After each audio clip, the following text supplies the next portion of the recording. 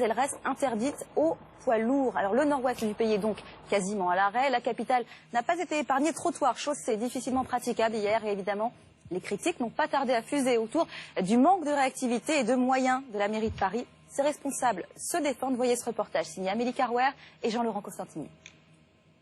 Paris qui patine, qui cale. Paris a beau être la capitale, ces 48 dernières heures, elle n'a pas résisté à l'assaut du verglas.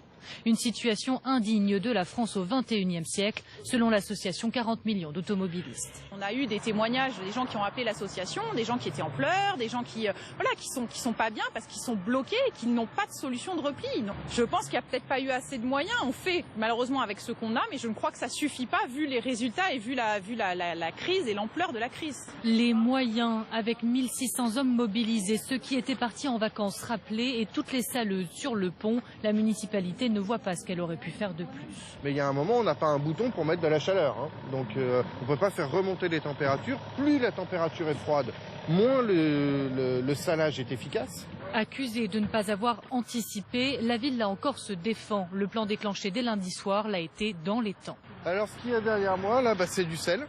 Donc on a répandu, je vous dis, 4 fois en l'espace de 48 heures sur les voies parisiennes. Bien sûr avec des priorités sur le périphérique, sur les voies sur berge, sur les voies d'accès, etc. Mais aussi les 20 000 points stratégiques à Paris, les passages piétons, les escaliers, les descentes de métro, etc., etc. La ville de Paris qui se dit même en capacité de faire face à une telle situation 4 jours supplémentaires. Voilà, et pour finir, jackpot, un joueur a décroché le gros lot hier soir au loto, 2 millions d'euros.